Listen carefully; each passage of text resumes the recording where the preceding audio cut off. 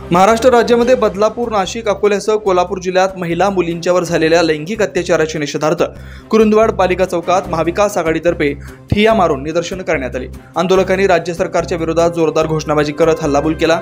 अत्याचार झालेल्या घटनेतील आरोपींच्यावर जलदगतीने खटला चालवून त्यांच्यावर कारवाई करण्यात यावी अशी मागणी करण्यात आली। कुरुंदवाड पालिका चौकात शनिवारी सकाळी 11 वाजता महाआघाडीच्या पदाधिकाऱ्यांनी तोंडाला काळं मफरेल बांधून काळे झेंडे दाखवत निदर्शनाला सुरुवात केली।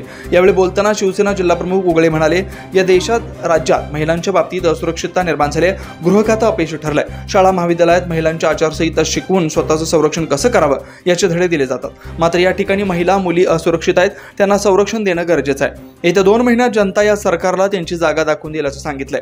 यावेळी बोलताना राष्ट्रवादीचे बबलू पवार म्हणाले, आपल्या लोकशाही देशात छत्रपती शिवाजी महाराजांनी निर्माण केलेल्या या महाराष्ट्रात आज महिला असुरक्षित आहे, शोकांतिक आहे। महिला मुलींच्या बाबतीत सरकार ॲक्शन मोडवर असणं अपेक्षित आहे, मात्र हे सरकार कागदी घोडं नाचवून आरोपींना पाठबळ देत असल्याचा आरोप करतं। याची नैतिक जबाबदारी स्वीकारून या राज्य सरकारने आपल्या पदाचा राजीनामा द्यावा अशी मागणी केली। यावेळी राजू आवळे, दादासाहेब पाटील, बाबासाहेब सावगावे, रघु नाईक, महावीर बलवान, सुनील कुरुंदवाडे, महेंद्र माळगे आदींनी भाषण केली।